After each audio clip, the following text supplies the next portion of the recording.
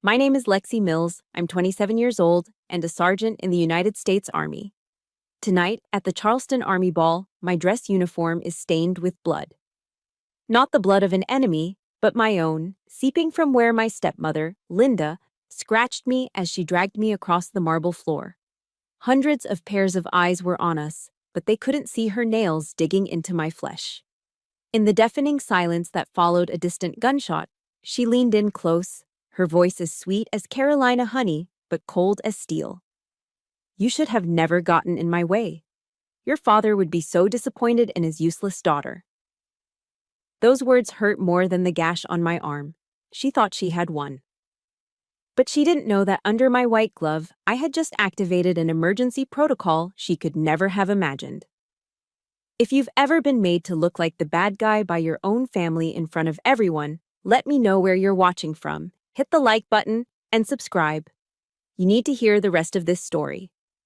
The air in the Gaillard Center ballroom was thick with the scent of money and power. A heady mix of expensive perfume, aged bourbon, and the faint, crisp smell of starched military uniforms. It was a symphony of Charleston's elite, a world Linda navigated with the grace of a shark gliding through water. I stood beside her, a prop in her meticulously crafted play, my posture ramrod straight as required by my training and demanded by her presence. Her hand was wrapped around my wrist, a gesture that looked supportive to the decorated two-star general we were speaking with, but I could feel each of her manicured nails pressing into my skin. It was a familiar pain, a private language of control she had perfected over 17 years. My daughter is just so resilient, General, Linda said, her voice dripping with manufactured pride. Her smile was a perfect, dazzling white, aimed directly at him, never once faltering. Just like her father. She squeezed my wrist harder, punctuating the lie. I felt a tremor in her hand, a subtle vibration of excitement that betrayed her calm facade. It was the tremble of a predator closing in on its prey. I kept my eyes locked on the general's, my expression neutral.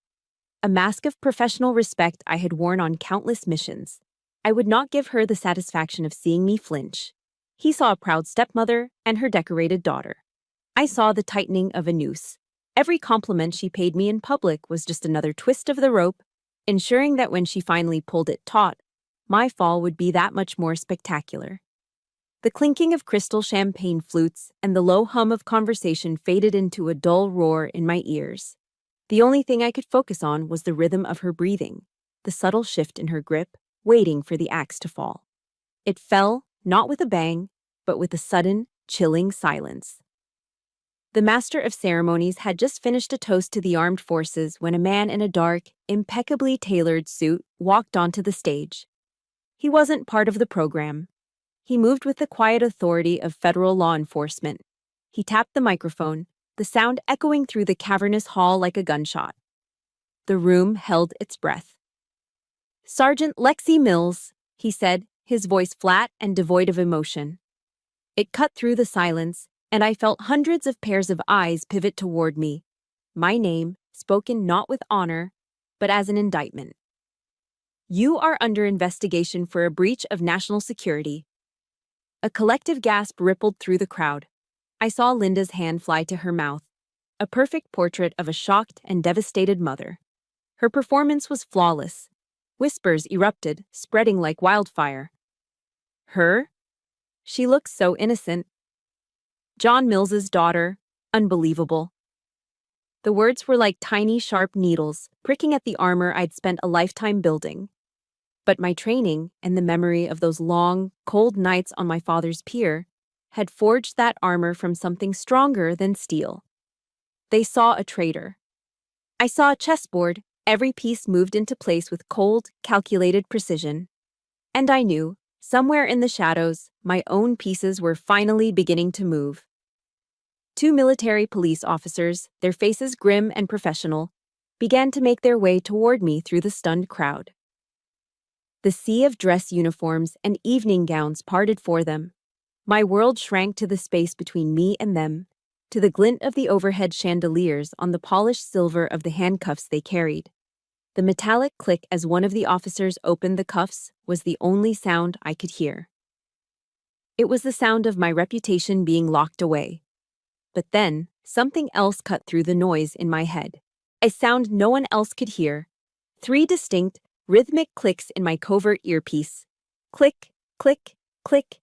It was Ethan's signal, Reaper 0. It wasn't a promise of a dramatic rescue. It was something more valuable. It was a confirmation. I see it. I understand. Hold fast. That was all I needed.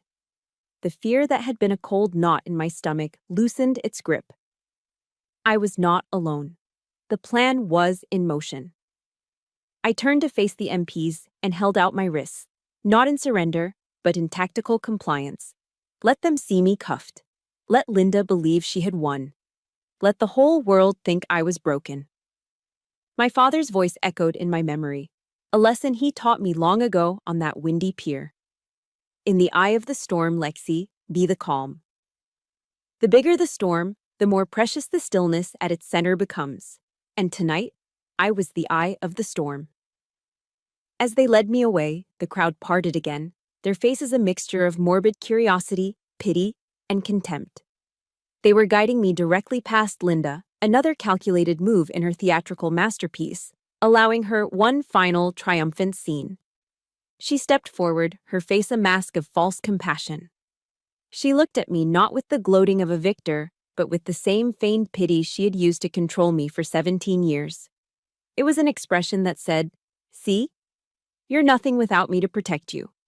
It was the look she gave me when I failed, when I disappointed her, when I reminded her that I was not her blood. But this time was different.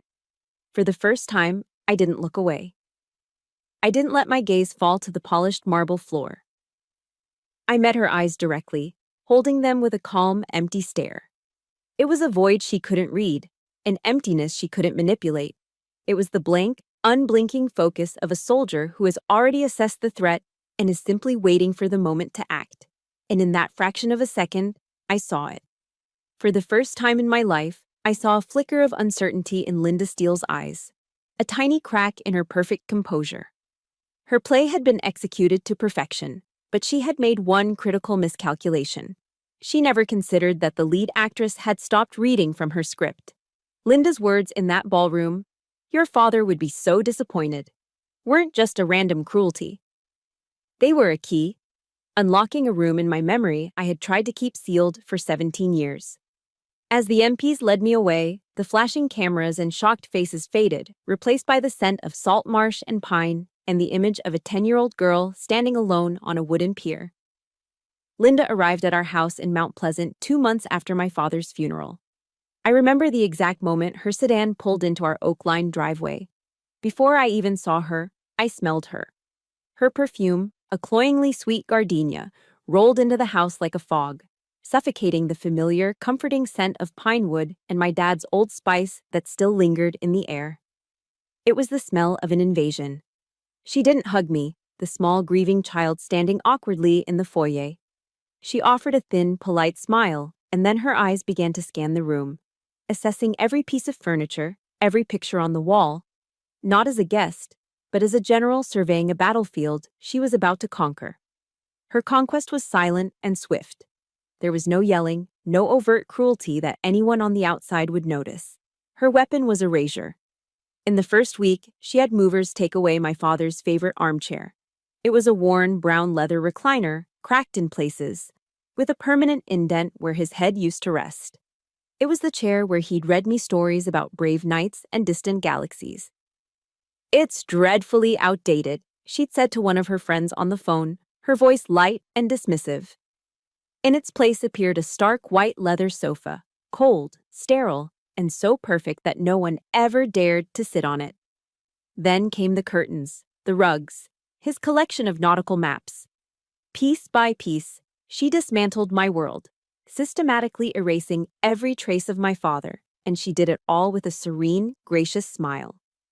The old wooden pier behind our house, the place my dad and I used to go fishing, became my new classroom.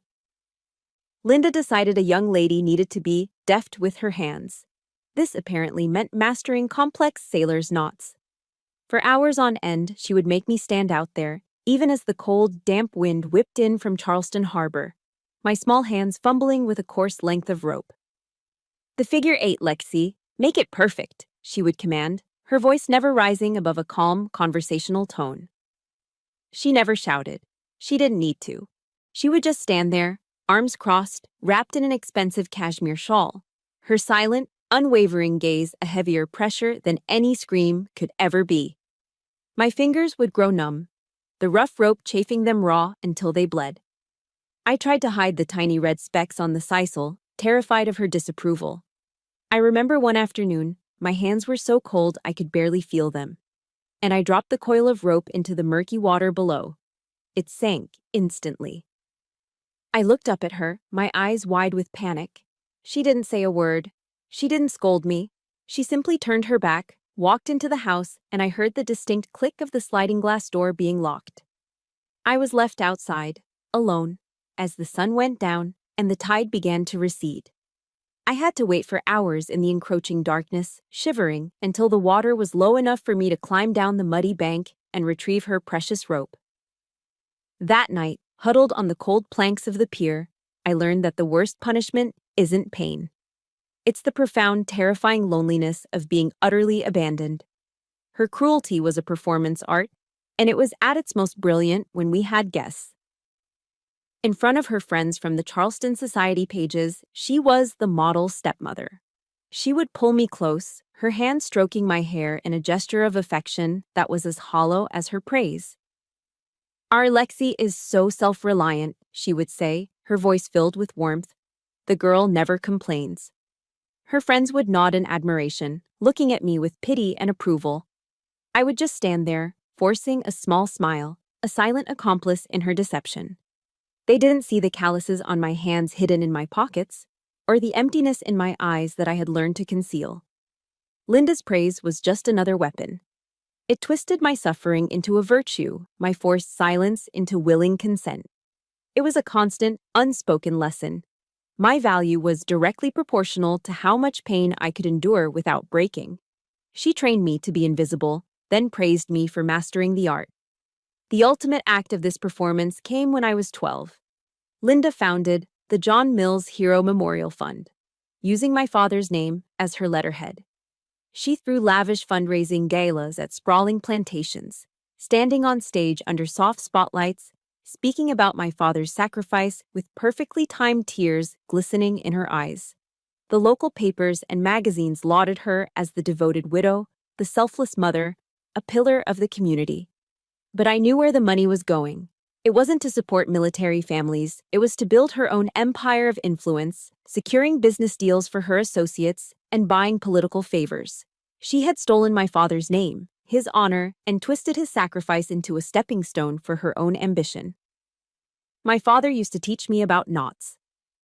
"Every knot has a purpose, kiddo," he'd say, his voice warm and patient. "Some are meant to secure, to keep you safe. Others are meant to bind, to trap. You have to know which kind you're tying." That night, after one of her galas, I stood on that pier alone, the sound of the party still faintly echoing across the water. The wind was cold, but I barely felt it anymore. I looked out into the inky blackness of the Cooper River. I took a piece of rope and, with practiced, steady hands, tied a flawless bowline knot. It was a rescue knot, a knot used to save lives. And as I pulled it tight, I made a silent promise to my father, to the 10-year-old girl she had tried to erase. One day, I would use the very skills she had beaten into me, the patience, the precision, the ability to endure, to untie every single knot of deception she had ever created. If you've ever had a memory of a loved one twisted or used by someone else, please support this story by hitting the like button, and in the comments, just type the word honor. It will mean the world to me. I would not let her own my father's memory, and I would not let her own me. The promise I made to myself on that pier wasn't a fleeting, childish fantasy. It became the single, guiding principle of my existence. For the next 5 years, I endured. I perfected my invisibility. I mastered the art of silent compliance, all while hoarding the one thing Linda couldn't control: my resolve. The day after my 17th birthday, I acted on it. I told Linda I wanted to join the Army. She took me to the recruitment office herself. The sterile, fluorescent-lit room smelled of old coffee and patriotism, posters of stoic-looking soldiers plastered on every wall. Linda beamed at the recruiter, a weary-looking sergeant first class with more stripes on his sleeve than I had years in my life. "My daughter wants to follow in her father's footsteps," she announced, her voice resonating with the perfect pitch of maternal pride. It was a masterful, calculated lie. She didn't want me to be free. She wanted to transfer me from one cage to another, one she believed she could still control from a distance. She saw the military not as a path to liberation, but as a more structured, more unforgiving version of her own peer. She had done her research. With surgical precision, she guided me towards a specific military occupational specialty, 35S, Signals Intelligence Analyst. It was a field that demanded intense discipline, meticulous attention to detail, and long hours spent in highly secured, isolated facilities known as SCIFs. She imagined me locked away, drowning in pressure and loneliness, a broken little soldier she could still manipulate with care packages and guilt-laced letters. She thought the isolation would finally shatter me. What she didn't realize was that I had been living in isolation my entire life. She was sending me home. When the recruiter pushed the enlistment contract across the desk, I picked up the pen. My hand was perfectly steady. For Linda, my signature was a sentence. For me, it was a passport. Basic combat training at Fort Jackson, South Carolina, was a thermal shock. The summer heat was a physical entity, a thick, humid blanket that clung to you from reveille to lights out. The air was a constant assault of drill sergeants' voices, raw and relentless, and the ever-present smell of sweat, pine needles, and industrial-grade soap. For many of the recruits, it was hell. For me, it was the freshest, cleanest air I had ever breathed. Here, there were no double meanings, no passive-aggressive silences, no praise that felt like a knife. The rules were brutally simple and completely transparent. If you messed up, you did push-ups until your arms screamed. The punishment was immediate, impartial, and finite. You paid your dues, you got back up, you drove on. For the first time in my life, I was part of a team, a real one. The survival of the person to my left and my right depended on me, and my survival depended on them. We were broken down and rebuilt together, our individuality stripped away and replaced with a collective identity. I had grown accustomed to enduring alone, but here I learned to endure together. On long ruck marches under the Carolina sun, when my legs felt like lead and my lungs burned, the shared misery became a strange sort of comfort. We were all in the same boat, all pushing through the same pain. And that made all the difference. My father once told me, "Discipline isn't a chain, Lexi. It's the wings that let you fly higher than you ever thought you could." In the crucible of Fort Jackson, I finally understood what he meant. The rigid structure that Linda thought would break me was actually giving me the freedom to fly. Advanced individual training for a SIGINT analyst was a different kind of challenge. It was a world of algorithms, encryption, and infinite patience. It was, in essence, an advanced version of tying knots on the pier. We were trained to sit for hours in front of screens, staring at waterfalls of data, listening to static, searching for the whispers, the anomalies, the tiny deviations in a signal pattern that could mean the difference between life and death for a team on the ground. The years Linda had forced me to focus on the minutiae of a knot, to endure mind-numbing repetition, had unintentionally forged me into the perfect analyst. I didn't just excel, I thrived. The other trainees saw tedious, boring work. I saw a puzzle. I didn't just learn the rules of signal identification. I learned the logic behind them, the theory of why certain frequencies behaved in certain ways. My mind, honed by years of deciphering Linda's moods and unspoken threats, found a home in the world of hidden meanings and classified information. I found a strange kind of power there.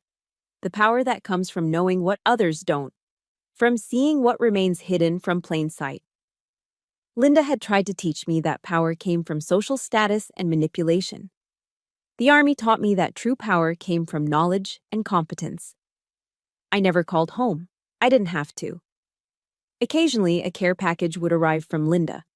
It would be filled with uselessly expensive things: cashmere socks, gourmet chocolates, and a short, typed letter full of probing questions disguised as motherly concern. Are you working on anything interesting? Is your security clearance very high? I threw the chocolates in the barracks trash and never replied. Her attempts to maintain control felt pathetic and distant now, the actions of a queen whose kingdom had shrunk to a single, empty house. My connection to home was something far more real. Every night, before I went to sleep, I would take out my father's old dog tag from under my pillow. I'd run my thumb over the worn, smooth metal, feeling the slight dent on the edge where it must have hit something. It was scratched and faded, but it was the most valuable thing I owned.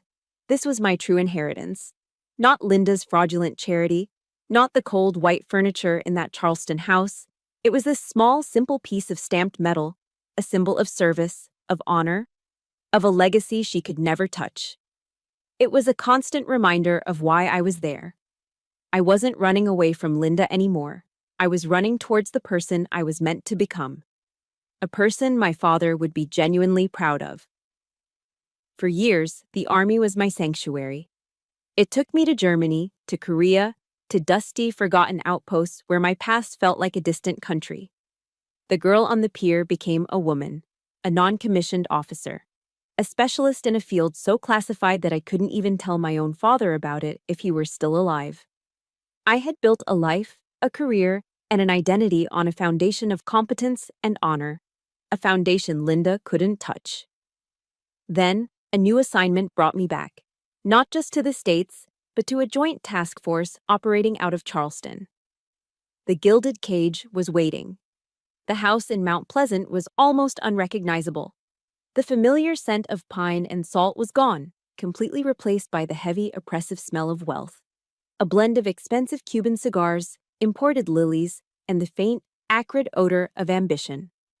The stark white furniture, I remembered, was now complemented by abstract art on the walls and powerful people mingling in the living room. It was no longer a cold house, it was a showroom, a stage for Linda's influence. She greeted me at the door, dressed in a silk gown that probably cost more than my first car. She wrapped her arms around me in a brief, airy hug that was more for the benefit of her guests than for me. "Welcome home, my hero," she whispered, the words brushing against my ear. She used the word hero as if it were a pet name, but it felt like a brand, a label she was eager to display. When she pulled back, her eyes didn't meet mine. They scanned my uniform, lingering for a moment on the ribbons and medals adorning my chest. The Army Commendation Medal, the Good Conduct Medal, the Overseas Service Ribbon. She wasn't seeing her stepdaughter. She was seeing a new, valuable asset, a tool far more potent than the broken little girl she once disciplined with a length of rope. My return was her new favorite project. She orchestrated a welcome home hero party that had nothing to do with me and everything to do with her. The guest list was a who's who of the Low Country's power brokers, defense contractors, state senators, real estate tycoons. I stood in my dress blues, a living, breathing centerpiece for her event, as she paraded me around the room. "This is my daughter Lexi," she would announce, her voice resonating with carefully rehearsed sincerity. "She's doing such incredible things for our country." When the photographers from the local society magazine arrived, she would stand beside me, placing a proprietary hand on my shoulder. It was a gesture of ownership disguised as affection. To the outside world, we were the picture of a proud, patriotic military family, a devoted mother celebrating her daughter's service. But I could feel the invisible bars of the cage closing in around me. Linda no longer needed ropes and locked doors to control me. Her new weapons were far more sophisticated: social expectation, public perception, and the weight of my own uniform. She had turned my service into a symbol, and a symbol has no voice of its own. During the rare moments we were alone, usually over sterile dinners at a long dining table where my father's chair used to be, her questions became sharper, more focused. They were always wrapped in the guise of motherly interest, a performance of someone trying to understand her child's complex career. "That project you're on, does it involve the new satellite systems?" she'd ask casually while slicing into her filet mignon. "Your security clearance, does that give you access to logistics data, supply chain movements, She would ask with a gentle, curious smile, as if inquiring about a new hobby. But I wasn't the girl on the pier anymore. I was an analyst trained to detect patterns, to find the signal in the noise. And I saw the pattern in her inquiries. She wasn't interested in my life. She was mapping the scope and limitations of my access. She was drawing a treasure map, and my security clearance was the key. I would give her vague, non-committal answers, citing classification protocols, and watch a flicker of frustration pass behind her eyes before the gracious smile returned. The game had changed, but it was still a game. It was during a joint training exercise at Fort Bragg that I first met Master Sergeant Ethan Graves. He was part of a special operations support team, a quiet, intense man who moved with an economy of motion that spoke of immense competence. He said little, but when he did, everyone listened. Our units were running a complex signals intelligence drill when Linda made a surprise visit, ostensibly to bring the troops some homemade cookies, which were, of course, catered. She charmed everyone, as she always did. My commanding officer was captivated. The younger soldiers were in awe of her southern grace. She moved through our tactical operations center like a visiting dignitary, a whirlwind of perfume and charisma. But Ethan was unimpressed. He watched her for a moment, his eyes analytical. When she approached him with a dazzling smile and an outstretched plate of cookies, he simply gave a polite, professional nod.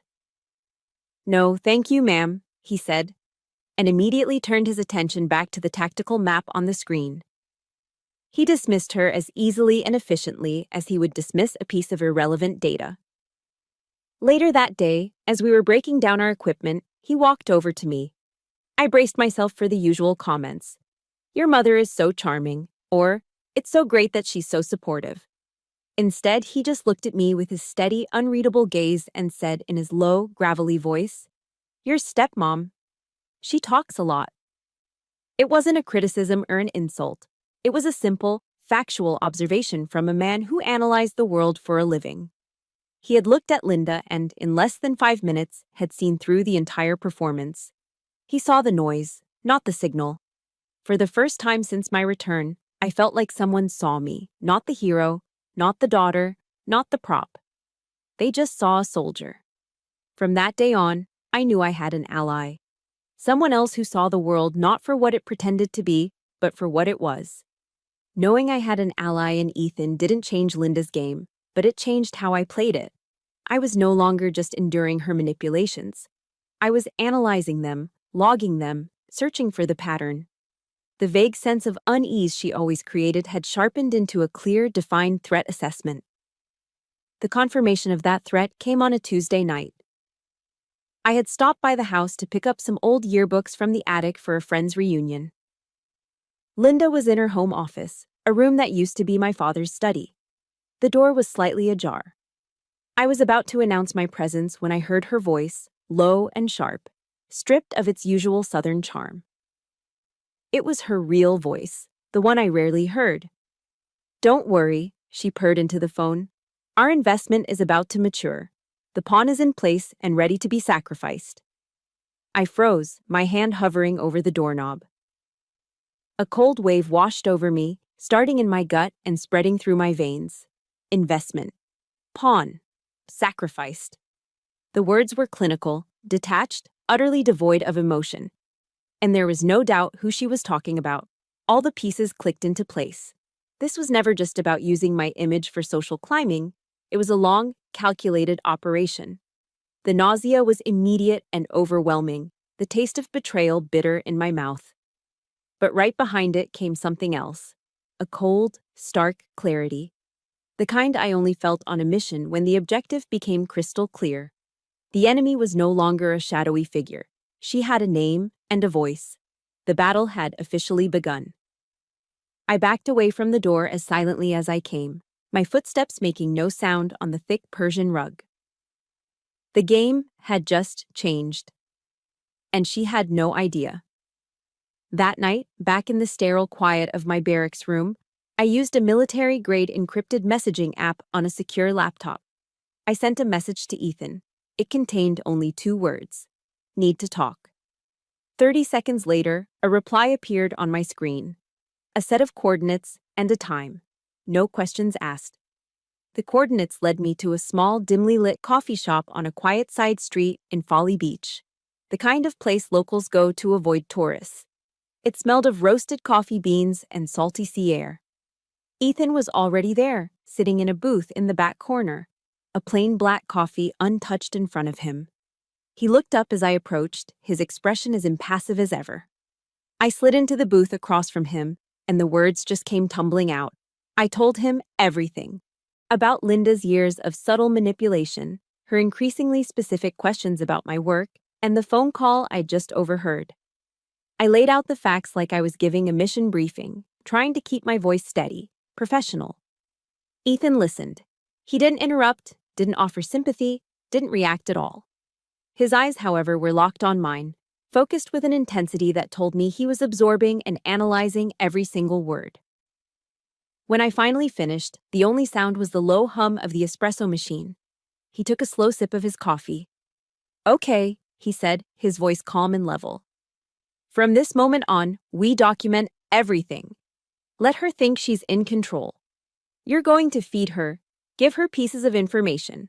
Nothing classified, nothing damaging, but things that seem valuable. We're setting a net." So I became a double agent in my own life. I started playing Linda's game by her rules, but with my own objective. The next time we had dinner, she casually asked about a new communications system the Army was testing. I pretended to hesitate, feigning concern about classification.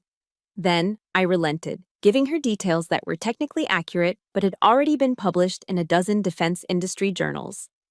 I presented it as a secret I was reluctantly sharing. I saw the glint of triumph in her eyes. She thought she was turning me, peeling back the layers of my military discipline to get to the prize inside. Her confidence grew with each piece of bait I dropped. She was so focused on her own game that she never once thought to ask if she was being played. Meanwhile, Ethan and I were building our own intelligence operation. He set up a discrete monitoring system, flagging any communications, calls, emails, financial transactions that involved Linda or any of her known associates. The name that kept surfacing was Atlantic Forge, a shadowy defense contractor with a reputation for cutting corners and a history of failed government bids. Now, they were suddenly winning contracts, big ones. The net was in place, the bait was taken. We just had to wait for her to make her final move. It came a week before the Army ball. An urgent email appeared in my inbox. It looked official, sent from an internal Army domain, complete with the right logos and formatting. It stated that due to a system-wide update, all personnel with my level of clearance needed to immediately re-authenticate their security credentials via a provided link. My training screamed at me, phishing attack. It was a trap. But it was the most sophisticated one I'd ever seen. I immediately forwarded it to Ethan. He analyzed the link in a secure digital sandbox. His response came back in under an hour. The link led to a cloned portal designed to steal my login credentials. But it did something else, something far more sinister. Once the credentials were entered, it would trigger a silent script that would use my account to send a massive burst of classified data to an external server. It would simultaneously trip every security alarm in the system, all under my name, my digital signature. That's when we understood her endgame. She didn't just want information, she wanted to destroy me. She needed a scapegoat, a traitor to take the fall when Atlantic Forge's illicit gains came to light. The Army ball was to be her stage, the grand finale where the hero she created would be spectacularly revealed as a villain. She had written the perfect play, and we decided we were going to let her perform it. The Gaillard Center ballroom glittered like a captured galaxy. Crystal chandeliers dripped light onto a sea of dress uniforms and silk gowns. To everyone else, it was a dream. To me, it was a meticulously staged battlefield, and I was standing at ground zero. I held a flute of champagne, the bubbles rising and popping in a silent countdown. Across the room, I watched Linda move through the crowd. She was in her element, a vision in an emerald silk dress that shimmered under the lights like the skin of a serpent. This was her kingdom. My eyes scanned the perimeter, my training taking over. In a shadowed corner near the bar, I spotted them. A trio of executives from Atlantic Forge, their expensive suits looking out of place amongst the military decorations. They were in a low, intense conversation with the same man in a dark suit I'd seen earlier, the bought and paid for federal agent. All the pieces were on the board. A single, soft click in my earpiece. Ethan. His voice was calm, almost detached. Game on. I took a slow, deliberate breath, the taste of champagne sharp on my tongue. I was ready for the storm. The accusation, when it came, shattered the dreamlike atmosphere. The agent from Atlantic Forge's huddle strode to the stage, taking the microphone from the master of ceremonies. The polite applause died down, replaced by a confused murmur. He didn't introduce himself. He didn't waste time with pleasantries. He let the silence stretch for a beat, ensuring he had everyone's complete attention. Then, he spoke my name. Sergeant Lexi Mills, you are under investigation for a breach of national security. A tidal wave of silence crashed over the room. It was absolute, a dead vacuum of sound far more terrifying than the silence on the pier. That silence was between Linda and me. This silence was between me and the world. Hundreds of eyes, like the lenses of cameras, turned to pin me in their collective gaze. I saw the blinding flash of a camera from the press section, then another, and another. My face, my uniform, my name. All captured in a single, damning moment. I scanned the crowd, desperately searching for a single friendly face, a flicker of doubt or sympathy. I found none. All I saw was shock, morbid curiosity, and the slow dawning horror of contempt. I saw young lieutenants, men and women I had mentored, whose respect I'd worked so hard to earn, turn their faces away, their expressions a mixture of disappointment and disgust. Through it all, I could see Linda. She stood among a group of generals' wives, a perfect Oscar-worthy performance of a heartbroken mother. Her hand was pressed to her chest, her eyes wide with a believable, devastating sorrow. In that moment, she had won. She had successfully painted me as the enemy in a room full of my brothers and sisters in arms. My oath of enlistment flashed in my mind. I will support and defend the Constitution of the United States against all enemies, foreign and domestic. I looked at Linda, at the architects of my destruction, and I realized I was staring at a domestic enemy, one wrapped in silk and Chanel No. 5. The two MPs reached me. One was an older master sergeant I recognized from the provost marshal's office, a good man. His face was a mask of stern professionalism, but I could see the profound disappointment in his eyes. It was a look that hurt more than any accusation. Sergeant Mills, he said, his voice low and formal, please place your hands behind your back. The sharp click-clack of the handcuffs opening echoed in the dead silence. It sounded as loud as a rifle shot, the sound of my honor being shackled. I felt the cold, unforgiving steel bite into my wrists. It was a familiar sensation from training exercises, but this time it was different. This was real. This was Linda's victory made manifest, a cold metal symbol of her triumph. I didn't resist. I didn't say a word. I stood tall, my spine straight, my chin up. I would not give them the satisfaction of seeing me break. I had to trust Ethan. I had to trust the plan.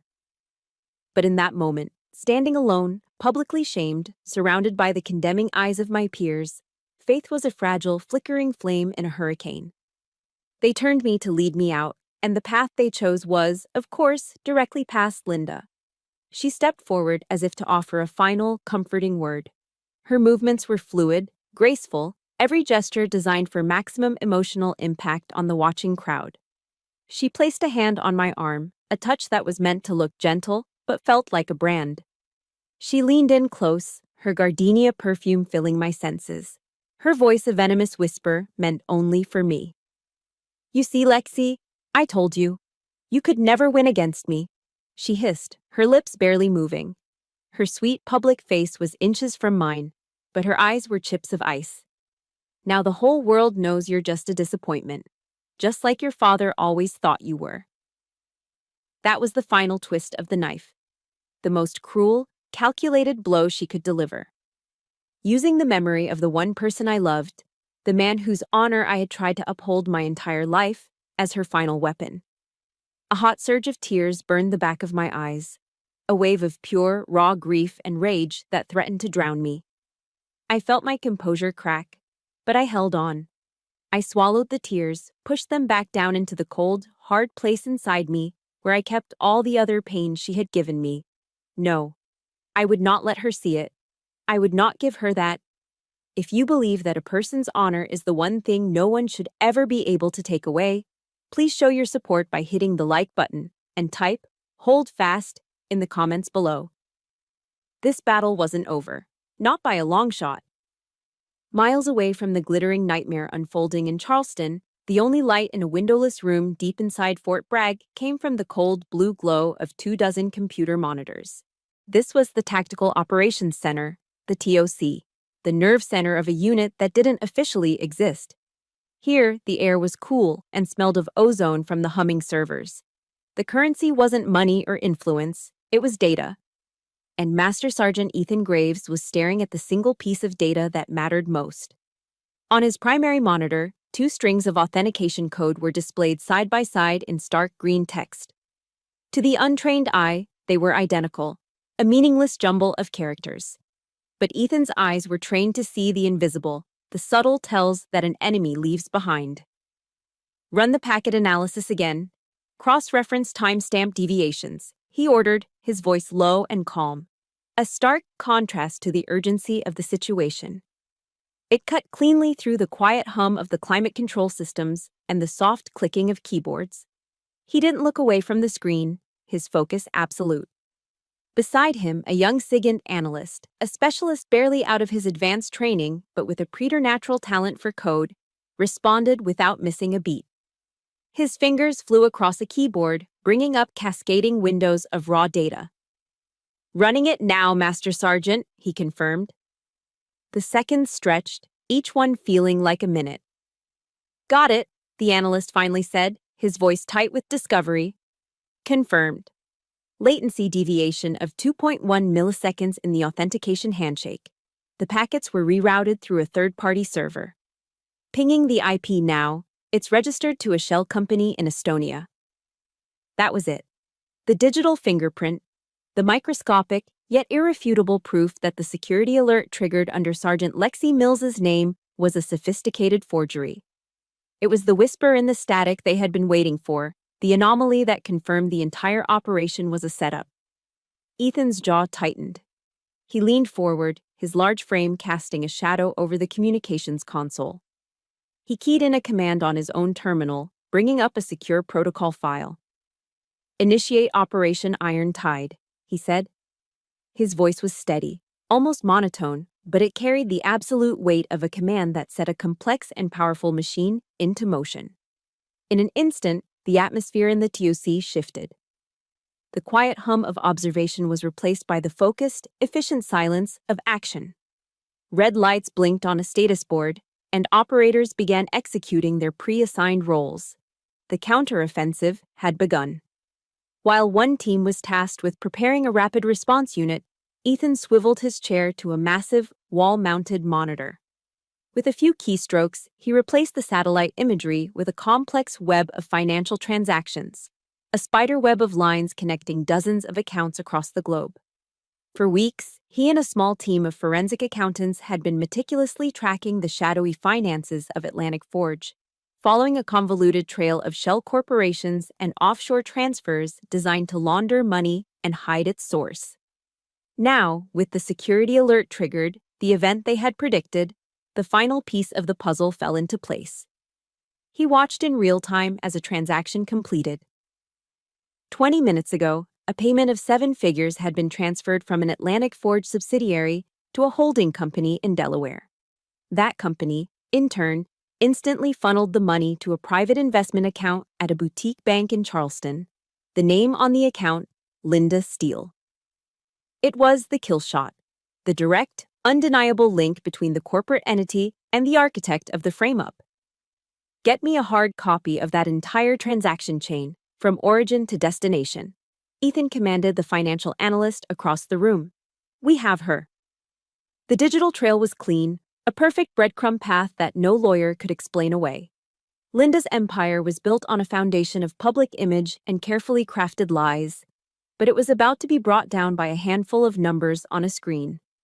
Simultaneously, at a discreet forward operating base tucked away in the marshlands just outside of Charleston, 6 men received a single, encrypted alert on their tactical devices. The alert read simply, "Iron Tide, go." They didn't speak. They didn't need to. They moved as one organism, with the silent, fluid precision that comes from hundreds of missions together in places the world would never know about. They were ghosts, trained to materialize, solve a problem with overwhelming and precise force, and vanish without a trace. Each man donned his tactical gear: black fatigues, body armor, helmets with integrated comms, and night vision optics. They checked the seals on their gas masks, the quiet hiss of compressed air the only sound in the room. With practiced efficiency, they chambered rounds in their suppressed M4 carbines, the soft clack of the bolt sliding home a familiar, comforting sound. They filed out into the humid South Carolina night air and climbed into 2 black, unmarked SUVs that looked like they belonged to a suburban soccer dad, not an elite military unit.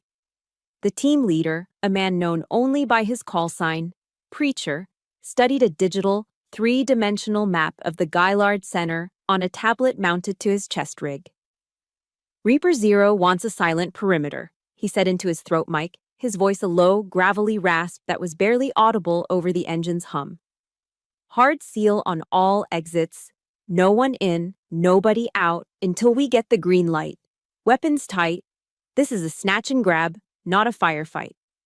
His team members responded with a series of single clicks over the comms, their version of "Roger that." The ghosts of Charleston were moving into position. Back in the talk at Fort Bragg, Ethan monitored a dozen feeds at once. He had live access to the Gaillard Center's internal security cameras, a thermal feed from a small silent reconnaissance drone hovering high above the building, and the encrypted body cam footage from Preacher's team as they silently took up positions around the ballroom's service entrances. He watched the chaos unfold inside the grand hall. He saw the flash of cameras as Lexi was accused. He saw her stand tall, her expression a mask of military discipline. He saw her being placed in handcuffs, a sight that made his grip on his coffee mug tighten. He saw Linda, the grieving mother, accepting condolences from horrified guests, playing her role to perfection. He waited. He was a patient hunter. He let the scene play out, allowing Linda's performance to reach its crescendo. He didn't want to just interrupt her play. He wanted to bring the entire theater crashing down around her on stage, in front of her entire audience of powerful people. He watched as the MPs began to escort Lexi toward the main exit, right past where Linda was standing. The trap was about to be sprung. "Perimeter is set. We are in position." Preacher's voice crackled in Ethan's ear, clear as a bell. "All assets are go, awaiting your command, Reaper Zero." Ethan picked up his microphone, his knuckles white. His gaze was fixed on the monitor showing a close-up of Linda leaning in to whisper in Lexi's ear. He saw the flicker of pain on Lexi's face, a crack in her soldier's mask. That was enough. He keyed the mic. "All units," he said, and his cold, clear voice was broadcast across every secure channel, from the talk to the men waiting in the wings in Charleston. "Go. Execute." The cold steel of the handcuffs was just about to close on my second wrist. The final metallic click of my public execution was a fraction of a second away. Then the grand oak doors at the main entrance of the ballroom swung open. But not with a crash or a bang. They opened silently, pushed by an unseen, irresistible force. 6 shadows detached themselves from the doorway and flowed into the room. They were dressed in full tactical gear, black fatigues, helmets, and weapons held in a low-ready position. They moved with a terrifying synchronized grace, like a pack of wolves, spreading out to cover all angles of the room. They didn't shout. They didn't point their weapons at anyone. They simply existed, and their silent, overwhelming presence sucked all the air and noise out of the ballroom. The whispers died. The camera flashes stopped. The entire glittering assembly of Charleston's elite was frozen in stunned silence. The military police officer holding my arm stopped mid-motion, his hand hovering, his face a mask of utter confusion. And for the first time that night, I saw the mask of serene confidence on Linda's face shatter. It was replaced by a raw, primal confusion that quickly curdled into fear. She didn't understand what was happening. This wasn't part of her script. Ethan Graves was the last one through the door. He wasn't in tactical gear. He wore a standard operational camouflage uniform, sleeves neatly rolled, a stark contrast to the formal attire of the ball. He walked with a calm, deliberate purpose, his boots making no sound on the marble floor. His eyes were fixed on me, and he didn't spare a single glance for anyone else in the room. Not the generals, not the senators, not Linda. He walked a straight line through the parted sea of guests and stopped directly in front of me. He looked at me, then at the MP still holding my arm. He spoke, his voice not loud, but carrying an authority that cut through the silence and commanded total obedience. "Sergeant Mills," he said, loud enough for everyone nearby to hear. "We're here." 4 simple words, but in that room, at that moment, they shifted the entire balance of power. The authority wasn't on the stage anymore. It was standing right in front of me. Ethan then turned his gaze to the MP. He didn't raise his voice. He didn't issue a command. He simply made a statement that was not open for debate. "Let my soldier go." The MP, a man who an hour ago would have demanded Ethan's rank and unit, simply nodded and fumbled for the key to the handcuffs. The cuffs fell away from my wrists with a soft clatter. I rubbed the raw skin, the feeling slowly returning to my hands. Ethan placed a hand on my shoulder, a firm, grounding gesture of solidarity. It wasn't pity. It was respect. It was a silent apology for what I had been forced to endure. "Welcome back, Sergeant," he said, his voice low. The simple act, the simple words, felt more powerful than any presidential pardon. It was a restoration of honor. As I took a half step back, Preacher, the silent team leader, materialized at Ethan's side and handed him a ruggedized military tablet. Ethan took it and gave a curt nod toward the stage. A technician who had entered with the team tapped a few keys on a laptop, and the massive projection screen behind the stage, which had been displaying the elegant logo of the Army Ball, flickered and came to life. It was now showing a direct feed from the Tausi at Fort Bragg. The first image that appeared was the 2 strings of code, one highlighted in green, one in red. The 2.1 millisecond latency deviation was circled, with technical annotations explaining its significance. A collective, confused murmur went through the crowd. Then the screen changed. It now displayed the intricate web of financial transactions, a clear, damning flowchart showing the 7-figure payment moving from Atlantic Forge through the Delaware Shell Company and landing squarely in a private account under the name Linda Steele. A single, unified gasp swept through the ballroom. It was a sound of collective, dawning comprehension. I looked over at Linda. Her face had gone chalk white. The champagne flute she was holding slipped from her nerveless fingers and shattered on the marble floor. The sound, sharp and final, was the sound of her entire world breaking apart. It was the sound of the fall. Ethan walked calmly onto the stage and picked up the microphone. The authority that radiated from him was absolute. "By authorization of the United States Army Special Operations Command," he began, his voice amplified, clear and cold as ice, resonating through every corner of the silent hall. "Operation Irontide is currently underway to neutralize an active threat to domestic security. All allegations against Sergeant Lexi Mills are hereby declared void. They are the result of a malicious intelligence operation." He paused, letting the words sink in, his eyes scanning the crowd of powerful faces, many of whom were now looking at Linda with dawning horror and betrayal. "The investigation," Ethan continued, his voice dropping slightly, becoming even more menacing, "will now focus on Mrs. Linda Steele and her associates at Atlantic Forge for conspiracy to commit espionage against the United States." He placed the microphone back on the lectern with a soft, final thud. There was no triumph in his voice, no gloating. Just the cold, hard, and irrefutable precision of the truth. I stood there, my wrists free, the blood slowly starting to return to my hands. I looked at Linda. The powerful, manipulative predator was gone. In her place was just a small, trembling woman in a ridiculously expensive dress, standing alone in the wreckage of the empire of lies she'd so carefully constructed. Her stage had become her prison. The controlled chaos of the raid subsided as quickly as it had begun, replaced by a different kind of order. The ballroom, once a stage for social theater, was now a secured crime scene.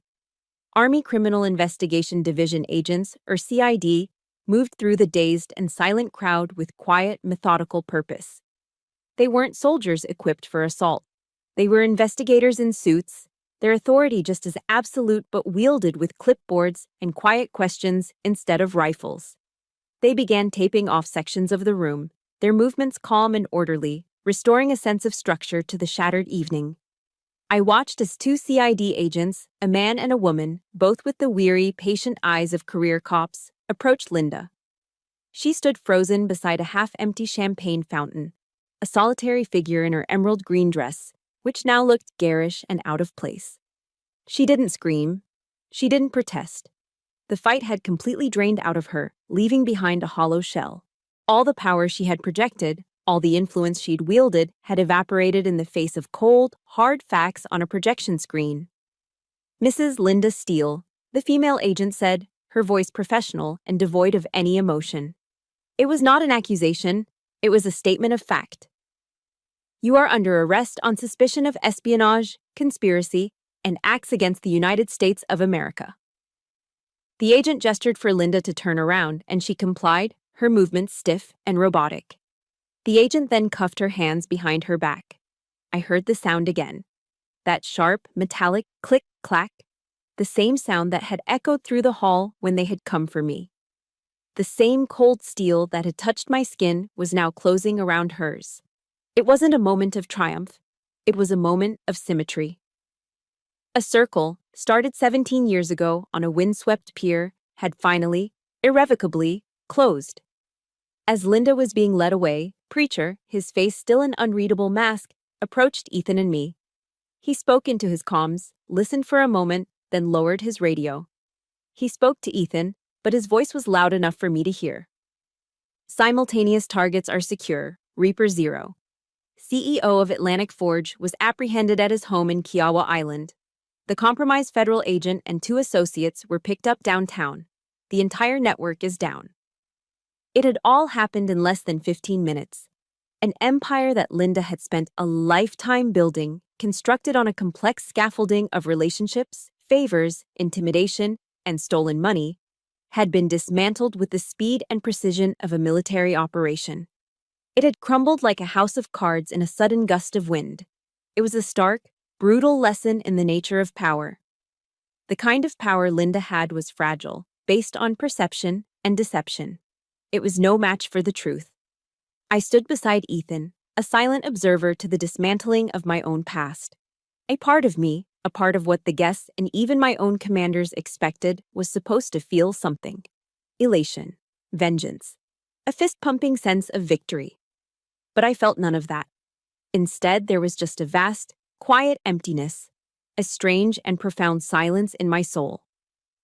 The war that had defined my entire life, the conflict that had shaped every decision I'd ever made, was over.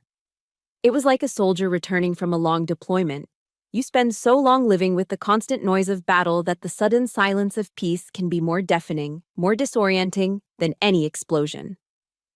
Ethan glanced at me, his analytical eyes seeming to understand the complex emptiness I was feeling. "It's okay, Sergeant," he said quietly, his voice a low rumble. "Peace takes some getting used to." They led Linda past us on their way to the exit. Our paths crossed one final time. She stopped for a brief second, her escort pausing with her. The arrogant, calculating mask was gone completely now. All that remained was a shattered, bewildered woman who couldn't comprehend how her perfect world had come undone. Her eyes, filled not with hatred but with a desperate, narcissistic confusion, locked onto mine. "Why?" she asked, her voice a raw, broken whisper. It was the question a true narcissist would ask, a question born not of a desire to understand, but of an inability to accept failure. She wasn't asking for my reasons. She was blaming me for her downfall. She couldn't comprehend how her perfect plan, her flawless script, had failed. For years, a question like that from her would have sent me spiraling, searching for a way to justify my existence, to earn her approval. But now I just looked back at her. And this time, my silence wasn't born of fear. It was a choice. I had spent my life craving serenity, the courage to change the things I can, the wisdom to know the difference. I had changed what I could. Now it was time for serenity. I didn't owe her an explanation. I didn't owe her anger. I didn't owe her anything at all. The debt had been paid. I simply held her gaze for a moment, then turned away, leaving her alone with her question. A question she would spend the rest of her life unable to answer. Because the answer wasn't for her. It was for me. Because I deserved to be free. 3 days after the army ball, a fragile peace settled over Charleston. The storm had passed. The sensational headlines about the Charleston Society spy were already fading, replaced by the next news cycle. Linda's case had been handed over to the federal prosecutors, and her name, once a symbol of power and grace, was now just a file in a government office. The world had moved on. And for the first time, I felt like I could too. I found myself walking alone along the waterfront park, the salty breeze from the harbor gently tugging at my hair. In the distance, across the shimmering expanse of the Cooper River, I could just make out the familiar silhouette of the Mount Pleasant shoreline, where the old pier still stood. It was the same view I had seen 1,000 times, but today, it looked different. The landscape of my past was still there, but it no longer held any power over me. The wind no longer carried the chilling memory of punishment and isolation. It was just the wind, tasting of salt and freedom, carrying the lonely, hopeful cries of seagulls. I stopped and leaned against the cool, sturdy metal of the railing, my hands gripping it tightly. I ran my palms along its smooth surface, feeling its solid, unyielding presence beneath my fingers. There were no ropes here, no more knots to tie, no more knots to untangle. There was just the wide open expanse of the water and the sky. There was just freedom. A familiar, quiet presence approached from behind. I didn't need to turn to know it was Ethan. He stopped beside me, leaning on the railing, following my gaze out to the water. We stood in comfortable silence for a few moments before he spoke. "This came to command for you," he said, holding out a thick manila envelope. It looked old, the paper slightly yellowed at the edges. I took it from him, my brow furrowed in confusion. The return address was from a small local law firm I'd never heard of. I carefully opened the flap. Inside was a letter and a sheaf of financial statements. The letterhead read, "The John Mills Memorial Scholarship Fund." My heart skipped a beat. It turned out that before my father had deployed for the last time, he had used a small inheritance to set up a modest trust. His instructions were simple: to provide small scholarships for the children of fallen service members from his unit. An old, semi-retired lawyer, a friend of his from way back, had been quietly administering it all these years, just as my father had asked. It wasn't a massive, glittering foundation like the one Linda had built. It was small, unassuming, and utterly real. The statements showed a history of small grants, a few thousand for textbooks here, a little more for tuition there, that had helped dozens of kids over the years. Linda had created a loud, hollow, fraudulent version to serve her own ambition, but my father's true legacy had endured, silent, humble, and honest. It had been working quietly in the background of my life all along, a testament to the man he truly was. A slow smile spread across my face. It felt foreign at first, an unfamiliar stretching of muscles. It was the first real smile I had smiled in a very, very long time. And in that moment, looking at the simple, typed pages, I knew exactly what I was going to do next. "I don't think of it as a victory," I said softly, still looking out at the water, the letter clutched in my hand. Ethan turned his head slightly, listening. "Victory always seems so loud in the movies, parades, and cheering. This is quiet." He nodded, a small, almost imperceptible movement.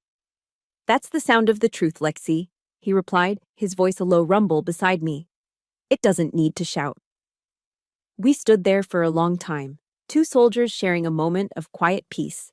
There were no grand declarations, no Hollywood promises of a future together. There was just a profound, unspoken respect between two people who had been through a war and understood the precious value of the ceasefire that followed. It was a bond forged not in romance, but in the crucible of a shared mission. And it was stronger than any I had ever known. As the sun began its slow descent, painting the clouds in fiery strokes of orange and purple, I finally pushed myself away from the railing. I turned my back on the harbor, on the pier, on the ghosts of the past. The 10-year-old girl who had shivered in the cold, tying knots with bleeding fingers, was no longer there. In her place stood a woman, a soldier, a survivor. My steps on the cobblestone path were steady and even. I wasn't rushing toward anything, nor was I running away. For the first time, I was simply walking at my own pace, in my own time. I stopped, closed my eyes, and took a deep breath. A breath that started deep in my belly and filled my lungs until they felt like they would burst. I held it for a moment, savoring the clean, salty taste of the air, the taste of a life that was now entirely my own. Then I let it out, a long, slow release of 17 years of tension, of fear, of grief. Justice doesn't always roar. Sometimes it is simply the quiet, steady space that allows you to finally breathe. And in that silence, in that single, perfect breath, my story had finally found its end. And its beginning. And that breath, that was the first of many.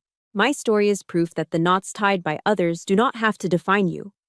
It's about finding the courage to pick them apart, one thread at a time, until you can finally breathe again.